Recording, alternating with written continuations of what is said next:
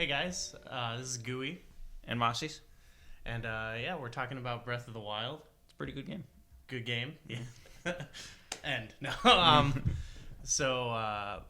one thing I thought was interesting was when the game was coming out, you were talking about you've never played like an open world game like this before, like in this Yeah. genre. Yeah, this is my first. Yeah, I guess the closest thing would be Darksiders 2, Okay. and that was kind of linear, but like in the Maker's Room was kind of open, but nothing of this scale. Nothing. Yeah. Nothing. Yeah, anywhere it's still close. more of an expansion of the like Zelda formula. Right. Yeah. So, what was like your initial reaction to that? Well, I kind of played the game like running through the main quest as fast as I possibly can. Mm-hmm. And that was probably a mistake.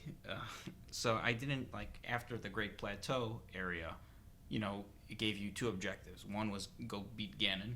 Yeah, that wasn't going to happen. And the other one was go seek out Impa. So naturally, you make your way east to the Dueling Peaks region and then up to Kakariko Village. So it was kind of like linear. And I just ran.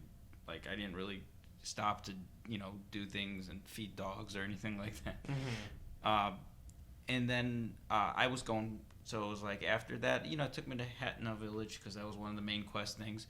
But then eventually just, all right, go beat the Divine Beast. So it's like, all right, the closest one is this one in the Zora area.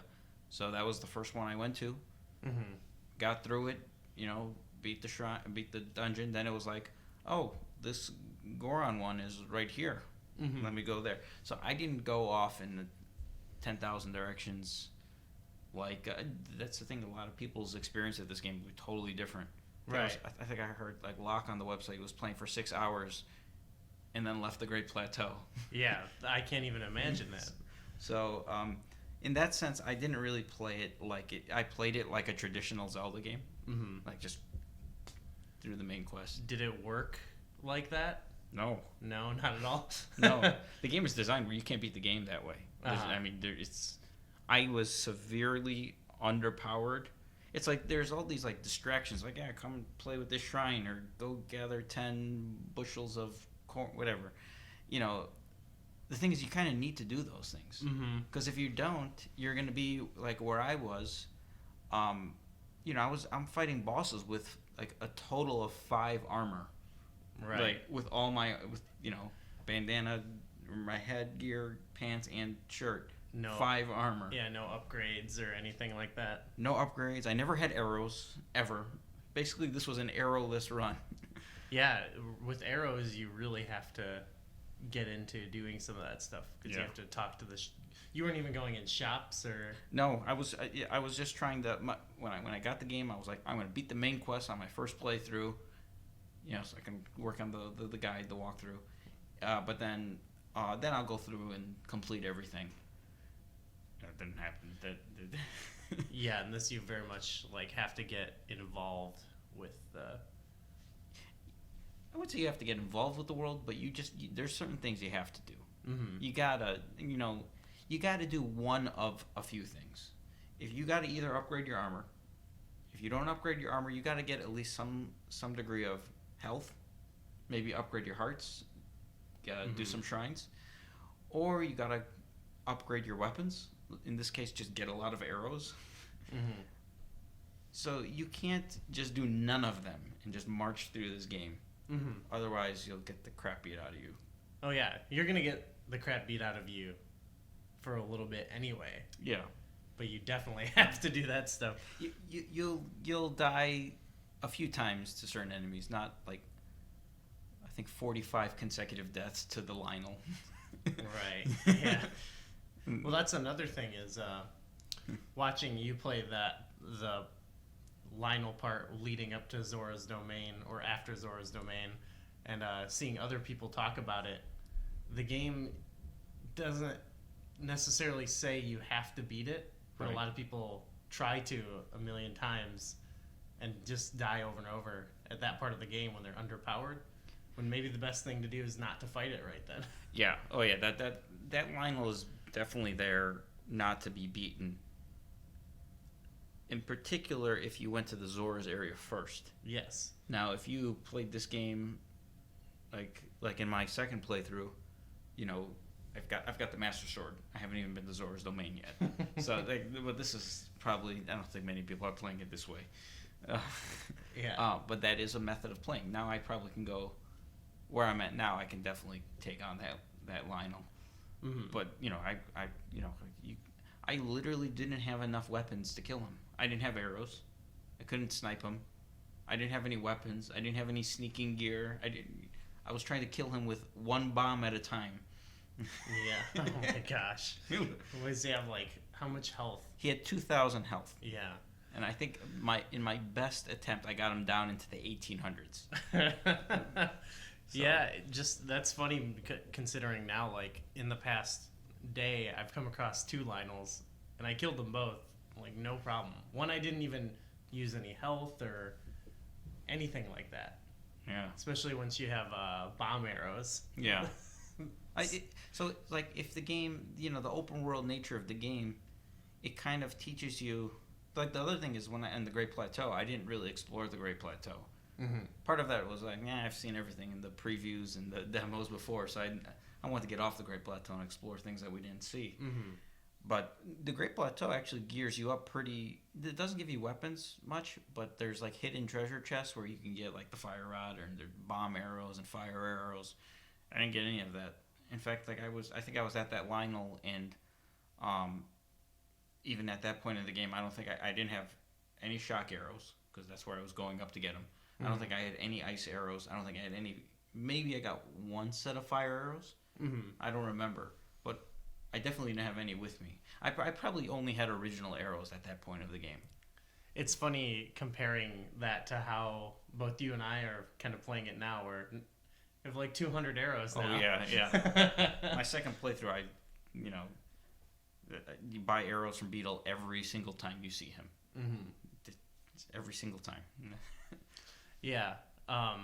You mentioned the Great Plateau. You said you were a big fan of it, actually. I don't call it the Great Plateau. I call it the greatest plateau. It is, I think, far and away, without a shadow of a doubt, the best intro area of any Zelda game. I could agree with that. It's and it's deep too. It's like if you've never seen anything about this game, you just jumped in, just wandering through the Great Plateau, you find some enemies that are tough. When you only have 3 hearts and you have a tree branch as your weapon, or you pick up a bokoblin club or a woodcutter's axe, some weak weapons. Those are tough battles. There's essentially there's bosses on the Great. There's the stone talus that you can fight, and you can the thing is, I saw stone talus several times, but I never even went to the one in the Great Plateau. Yeah. Because my experience, I didn't even, venture into that area. But just in that game, it's like a greatest hits of all the Zelda games put into just that region. Because first of all, there's water, there's the lake area, there's the mountains, there's the field, there's the ruins. Right. All in this one little area. And it's very dense, I think. You're always just 20-30 seconds away from something happening in terms of activity, which is not just unlike any Zelda intro, but unlike a lot of recent Zelda games as far as the area is actually being filled with things to do. That's been a pretty big criticism of Twilight Princess and Wind Waker, but when you're starting off here, you're in this huge area that's only the intro area, and it's actually small compared it's tiny. Yeah, but it feels huge. It is huge. Yeah. It's tiny, but it's huge. But it's in my opinion, it's by far the most dense area in the game. Mm-hmm. You get to the Dueling Peaks region, which is, I call it the second part of the game, or the second region, and it's empty. It's completely barren. Mm-hmm. There's, you get a camp here, and then you go the distance of what is almost the entire Great Plateau in terms of, like horizontal, before there's another camp. Or, something like, I might be exaggerating a little bit, but I mean, like, on the Great Plateau, there's something in every area, whether it be bokoblin camps, like a random cabin in the woods. Right. You see the old man cutting down trees. There's the Temple of Time area. Mm-hmm. You know, there's a lake. There's the mountain. It's like there's like 3-4 different like elemental areas. Well, water, mountain, land, I guess. Mm-hmm. And all sorts of, you know, there's the snowy area where you have to. There's snow-based enemies. You know. Right. So it's great. I think it's hard, and it moves along at a decent pace. It's not too long. It's not. It doesn't feel very. It doesn't feel too tutorial. Mm-hmm. It's the greatest plateau. The greatest plateau. Yeah. So yeah, like as far as the formula of Zelda has changed, they've brought in stuff from a lot of other games. They've also expanded upon things in Skyward Sword that I thought might go away. Like the stamina is a bit of a factor in this too. You've had maybe some issues with. It's awful. With the climb. It's awful. There's, I mean, like I was I made a comment. So this goes back to what I was saying earlier. How I was totally not playing this game properly. I guess you know, I was running through. I would say if I had to divide up the percentages of my game, about 5% of this game is just load screens. I guess we can talk about maybe some other time. But like 10, maybe 15% of this game is me literally just staring at the little green circle. Whether it's me just running and I'm about to run out of stamina, so I stop. Then I walk a little bit. Oh, I'm fully charged. Run again. Okay, stop. Running, stop. Mm-hmm. And then, oh, I'm climbing, just holding up, waiting. Hoping sometimes. Oh, I'm not gonna make it up top. Mm-hmm. Waiting. Oh God, it's raining. Wait, you know, it's. I don't know. I'm not a big fan. The stamina meter was pretty. I mean, you could upgrade it, and I chose not to. Really, I went with the heart. Yeah, I've upgraded it twice, and it doesn't really change that experience you were talking about. But yeah, I've not had as much anger towards that because I think I'm kind of used to that in a lot of other games. But I can also see in this game it's like more essential to have stamina. Like in Skyrim, if you run out of stamina, it's not like, oh, you can't, you know, climb this mountain. In this, it's a lot of actual having to. You can't do anything. Yeah. And going back to Skyward Sword had this problem of, you know, it was just annoying. But it was new because you were never able to run before. So this was, well, in a 3D game, I guess. Mm-hmm. Well, even the bunny hood. But I mean, it was like a new feature, but then it came with restrictions. But I don't. Maybe it's been a while, but I don't remember ever really getting frustrated with the Skyward Sword stamina meter. I remember just getting annoyed. Why can't I just keep running? Like you know, this. What kind of human being is this who can only run for 3 seconds? Mm-hmm. I think in this there's such a limit on it because the climbing is such a big element of this game. Yeah, you know, why is running? Does your stamina meter go down so fast? Mm-hmm. Like, really, you should be able to run for 30, 45 seconds before that stamina meter comes. Think of how realistic that is. You can only run for 3 seconds, and then you have to start walking again. But you can climb. Is Link that out of shape? Yeah, they clearly wanted to put some limit on it because they give you the freedom. They give you a lot of freedom in that you can climb almost anything, and they wanted to put that limit on it. But I do agree with the running. Yeah. They could maybe tone that down a bit if they. Well, speaking of that, actually.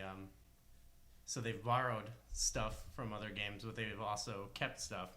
A lot of Zelda games usually keep a lot of the formula, and this is one of the biggest departures ever. But it's still pretty early, but do you predict like they'll keep a lot of elements of this game, or they'll go back to a more traditional style or somewhere in the middle? There's things that I think they should go back to a little bit. They went overboard, I think, a little bit. Okay. this is a lot to do with the storytelling portion of this game. Okay. Because without, it doesn't need to be a linear quest. I'm not suggesting that, but the way the story works in this game is there is no story. Mm-hmm. The story is 100% almost backstory, so it can be told at whatever time. Mm-hmm. Like nothing actually happens in the time period of the game. You just learn about what happened prior to the game. Yeah. So like just from a story, we could talk maybe a whole podcast about the story. Yeah. But just briefly, the story. There's some scenes that are awesome. That are very emotional. That are like some of the best scenes ever in any Zelda game. But from a story perspective, I don't think this is a good Zelda game. It's not a good story. Okay. I would say Skyward Sword had a much better story. Okay. Because it had a linear progression story where you were following the characters along on a journey. Mm-hmm. Where this one you were learning about a prior journey. I guess it's kind of that way, but I didn't feel... Right. Even a lot of other games like this you can compare it to, where you can go anywhere and do whatever you want. Like a lot of the stories you're doing are sort of... It's supposed to be told in an order. There's obviously like... Certain games will have a couple different major stories, but each of them have a progression, which allows you to plan for it to have arcs and beats, where earlier you were saying you got the Master Sword. Yeah. So I got the Master Sword before. Now this is my second playthrough, but realistically, because some of the memories that you have to get are kind of really hidden and cryptic, whereas the Master Sword, it's still hidden, but like chances are people will find the Master Sword before they find many of the memories. And the memories are sort of designed, other than the ones that are sort of in the main quest, they're sort of designed where you view them in a linear order. Mm-hmm. Otherwise, it's like you're getting puzzle pieces, but you don't see the puzzle. Mm-hmm. It's so like the memories are supposed to be in a certain order, and then like if you watched all the memories compiled into one video, like a 40-minute video or something, that tells the narrative in that chronological order. Yeah. Because there are certain things that happen in the later memories that you wouldn't really understand what's happening if you didn't see a prior memory. Mm-hmm. And I think the Master Sword scene is kind of one of them, because it's like, why... I don't want to get into spoilers, but why is that character there? Where's the other character? What happened? Right. So... And we don't need to like fix it all in this discussion. But Yeah. I could see something where they could have done like to get the memories would actually like lead you to the Master Sword or something like that. But they've done that in past games. Yeah. And people weren't fans of that. So Yeah. I would say one thing this game does... This is weird, because like, this is all about changing the conventions of the formula. Mm-hmm. But the number one thing this game didn't do is it's too, like, is it formulatic? Is that a word? formulaic. Like formulaic, where it's like you do one thing, like when you go through one of the regions, like there's the Zora region, Zora's domain, and the Zora base dungeon, or I guess, and then you go to region number 2, whichever one it is, and it's the identical format. Find the village, find the person, find the divine beast, do the dungeon. Yeah. Dungeons are the exact same concept. There's no, once you've gone through one of the paths, it's like a cut, copy, paste, and change the characters, change the dungeon. But even in just the scenes of when you beat the dungeons, there's always a moment where the character is like speaking to themselves. They do the exact same like beats in the cutscenes, even, which is kind of weird. So it's like they've developed like their own formula within. But this is a thing in a lot of Zelda games where it's go to a dungeon, find the big key, beat the mini boss, get the big key, go to and it's so this developed a lot of new. I guess some of this is still what has happened in previous Zelda games, but where it departed from the Zelda formula quite a bit with the open world, but it still had a lot of Zelda-like elements, right? That were too like par for the course. Like, okay, we got to do it this way. We got it's like they could have changed some stuff up a little bit. Yeah, I did find like doing the things that led up to the dungeons was pretty fun. Yeah, but yeah, definitely. It was also cool that it kind of had a theme, like all 4 of them tied in to one central theme, but it does also come off as formulaic, so yeah, I can understand that. So was there anything else you felt like they will keep from this going forward, or? Well, I think the open world is here to stay. I think at least they can maybe tone it down or but like I can't see them going back to a Twilight Princess style. Yeah. Where it's point A to point B to point C with no deviation at all. I mean, I think there's probably a middle ground to go to. I don't know if it's going to take a while for the set feedback by like fans to really settle in whether this was truly the best decision. You know what I mean? Like maybe more, but I think the open world is here. It's not going anywhere. I think voice acting is here to stay now. I think they should go farther with that. But that's probably another discussion. That would tie in with the cinematic elements of it. Yeah, we'll talk about that another time. There's like just the more, I don't even know if you want to call it RPG elements, but with the more customization of your character, that was much more prominent in this game than any Zelda game prior. Yeah, I had a lot of fun with that. I actually wished it was deeper. Yeah.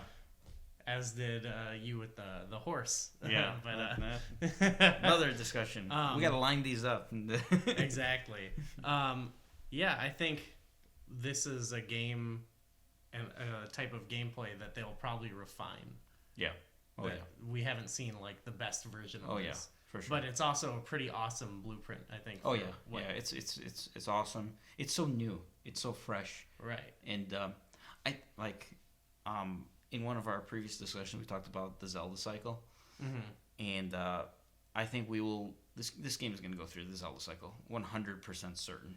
Okay. Where a year from now, 2 years from now, people are going to look back at this game. Oh, why did it do it this way? Oh God! Like they're going to have negative views about a lot of things in this game.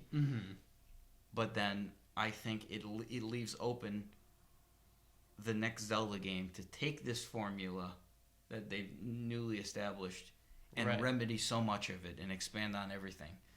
Right. Well, that's kind of how the original Legend of Zelda was. Like A Link to the Past greatly improved that, I would say, and that's kind of how. I mean, it's debatable per your personal preference, but Ocarina of Time showed what a 3D Zelda game could be like. But but depending on how you feel, that's also been tweaked and improved too. Right. Yeah. But with the Zelda cycle, do you think when people are more negative about that, part of the Zelda cycle is the last game kind of gets elevated in prominence? Do you think Skyward Sword, people will look more fondly on that? I think I've mentioned a few things about Skyward Sword already in this video. How I still think, now this is in the context of that's a 6-year-old or over 5 years old game now, and it was a Wii game and cinematics were not quite there. Cinematics aside, because this game has far better cinematics than Skyward Sword, that's for sure. Yeah. And the voice acting kind of brings the game to life, where Skyward Sword was still text. But I think story-wise, Skyward Sword is, in my opinion, a much better game. I could agree with that. I haven't done a lot of the story, but yeah. So it's like I've always thought Skyward Sword had one of the best stories, and it's probably the best story in the Zelda game. But that's not a knock on anything else. That's because storytelling I think storytelling, generally speaking, in video games is still in its relative infancy. Like I think anything before 10 years ago is primitive in terms of storytelling, especially with voice acting, especially with cutscenes and whatever becoming more prominent. But that had a narrative from beginning, middle, and end. Yeah. And you saw characters grow. You sort of fell in love with characters as their characters grew, and you don't get that in this game. At least I don't think so. Yeah, I think a big focus on this game is they kind of want you to tell your own stories with your gameplay. Yeah. But then they still offer up these cutscenes, so they kind of hedged their bets on that a little bit. Yeah. And they probably could have done a better job with like we were talking, the order of how you see these cutscenes or whatever. But yeah, I think a big focus is what we just watched you earlier have an encounter with some, what was it, moblins? Yeah, for the 75th time. But it was like one of the most fun encounters. Oh, because I had all the elements? Mm-hmm. Yeah. And one of them picked up your lightning rod, which you played for hours and never seen that. So that's little moblin using my little lightning rod. So that's a big part of like how they want the storytelling to be in this. And I think it's cool too. A lot of it is inferred. Like at one point you'll see like a scene that was clearly wrecked by battle, and then later on I was talking to someone and they mentioned, oh, that's the battle where Link died or whatever, and they put him into the slumber, the restoration slumber. I was like, oh, cool. I didn't know that when I was there at the time, and now I just learned that. Oh, I didn't even meet that NPC that tells you that. Yeah.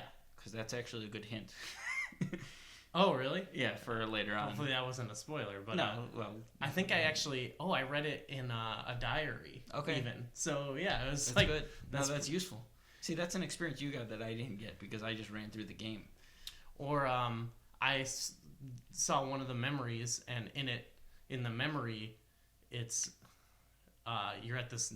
It's a nice looking place, but then when you're there 100 years later, it's ruins, which is a lot of the game. You find a lot of ruins, but then you see them in your current past. So I think that's like, with it all being backstory, that at least created something interesting in the game where you're like, what was this before? Yeah.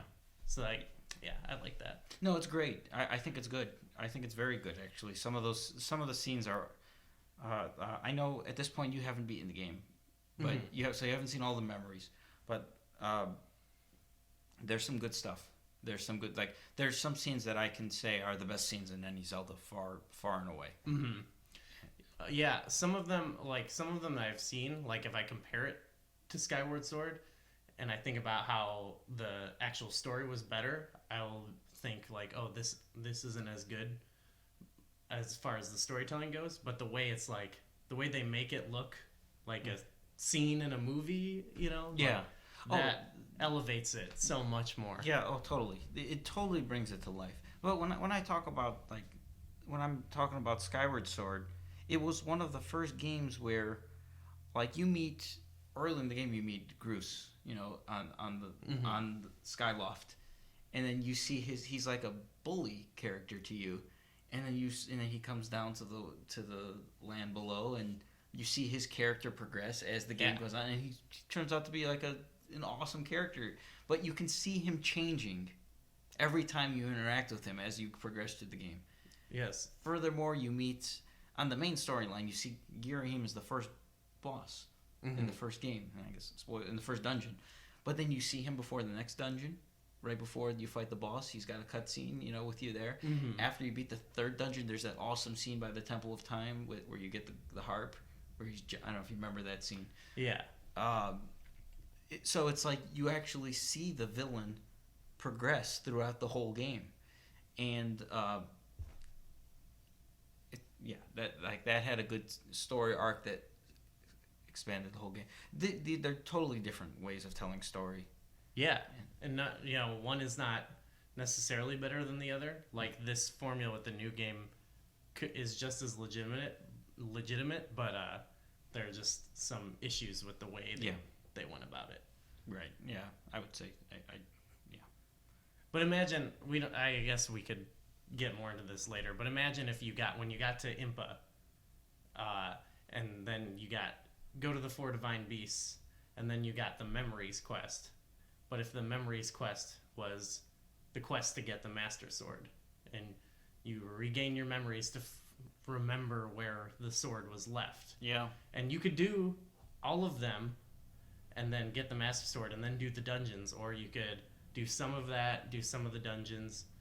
You know, that would still have like that openness to it, but you could memories could kind of actually be planned out as like a story, you know. And somewhat for storytelling, I really think the linear progression works. Mm-hmm. Again, this is just me saying it because otherwise things just seem weird. They're sort of out of order and uncoordinated, and it's. I mean, I think the memories, how it's set up. You don't have to look at a guide to figure them out, but it's some of them are really cryptic and hard. I mean, there's one of them that's it's in Hyrule Castle, and it's not really a spoiler since once you get the quest you can see it. But I mean, that's the towards the very tail. So the game is, if you wanna get all the memories, and that's not even one of the later memories in the timeline of memories. Mm-hmm. So you got to go to the very end, and it's sort of in an offshoot area of the castle. Mm-hmm.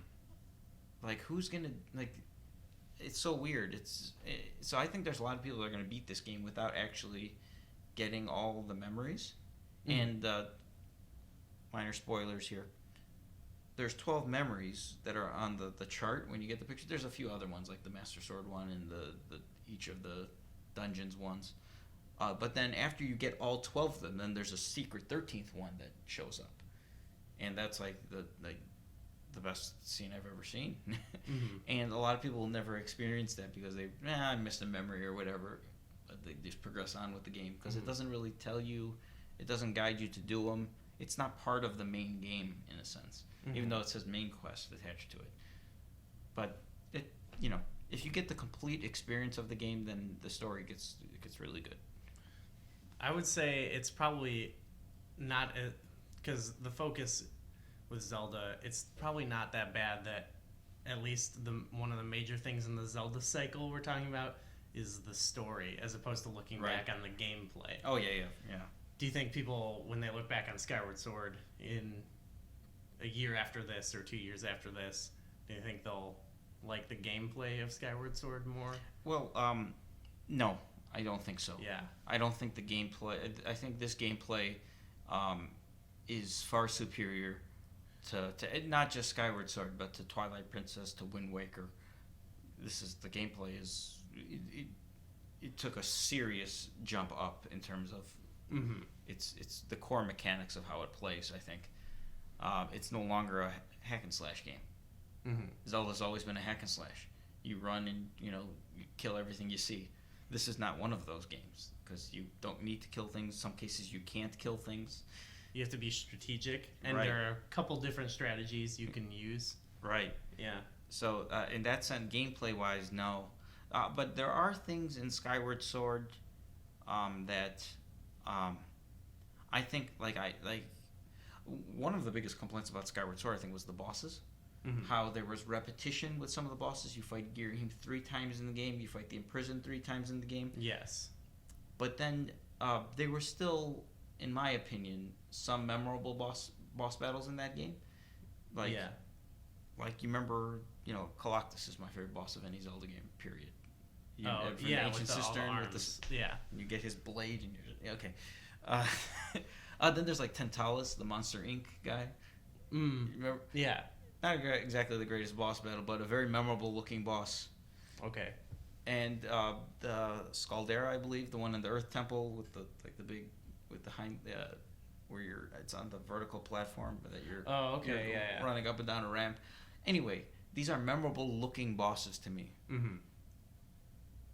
This game has 0 memorable looking bosses. Okay. You're fighting the same boss 5 times. Just one of them is called Wind, one of them is called Water. Mm-hmm. If I showed you a picture, could you point? And it wasn't color based. Would you be able to tell which one is which? No, but the battles themselves kind of have different, like based on what you're like when you're fighting the water one. They kind of tie the element into the actual gameplay. Yeah. But yeah, as far as the design, that goes with a lot of what I was talking about, where everything feels kind of samey, but I also appreciate that there's like a theme. Yeah. Somewhat. That could also be said about the dungeons themselves, which we'll get into, but Just think of it this way. Like, So when I think nobody in their right mind is gonna be like, "What's your favorite boss in the Zelda series?" Someone might say like Trinix from A Link to the Past, or Twin Rova from Ocarina of Time, or Colossus from Skyward Sword. Nobody's gonna say Fireblight Ganon from Breath of the Wild. No way. Yeah. No way. If they do, that's a head scratcher, right? Mm-hmm. You know, they could have been like Calamity Ganon is controlling. You know, he's already controlling the divine beasts. Right. So what if Colossus was the boss of one of the dungeons? It's like, oh, Calamity Ganon is just controlling him, and then it's this unique looking, awesome monster, beast, mechanic, whatever it is. Mm-hmm. Why does it have to be the same exact thing over and over and over? And yeah, no, that's a fair point. Yeah, not enough diversity in the bosses, because you fight, in my opinion, you fight 5 versions of Ganon, or Calamity Ganon or whatever, and then just the overworld bosses. How many Stone Taluses are you gonna fight? How many Hynixes are you gonna fight? It loses its thunder, like so. Going back to what I was saying with Skyward Sword, you fight Girahim 3 times and imprison 3 times. It gets kind of frustrating. It's the same thing over and over. Mm-hmm. It had a few other awesome ones in there, but like for sure, this game, even the overworld bosses, like the first time you see that Lionel, it's like, wow. By the time you're fighting your 6th Lionel in the game, now you don't really run into as many Lionels, but they're out there if you really explore. Mm-hmm. But I've run into, I don't know, maybe a dozen Hynixes. Yeah. Now it's at the point where it's like, oh, it's a Stone Talus, and let me just get out of here. Yeah. It's not even exciting, you know. For sure. It's sort of like that. Oh, it's just another one of these bosses again. Mm-hmm. There's some things you sacrifice by making it such an open world. There's like, this has happened in other video games where, well, they have to account for so much that it would take so much time to create unique things. Like I've talked about with you about like in Skyrim how there's like 6 voice actors for all these. Yeah, I think this suffers a little bit from that too. That I think can only be improved as technology gets better. Yeah. Well, awesome. Yeah. It's a good game, though, despite my negatives. Oh, yeah. And I'm sure we'll talk about so much more. I love so much about this game. Yeah. Like, I've played it, I've said, like, I could go to the end right now, but I don't want to, because I want to keep playing this until the end. Yeah. So, yeah. Well, that was fun. Yeah. Well, I guess we should say if anybody has any topics they'd like us to discuss. Yeah, we have a few. We touched on a few of them. Mm-hmm. We have like a bullet point where we're gonna dive deeper into specific topics. Oh yeah. But yeah, send in some topics, send in some questions, and we'll talk Zelda. Absolutely. All right. Thanks.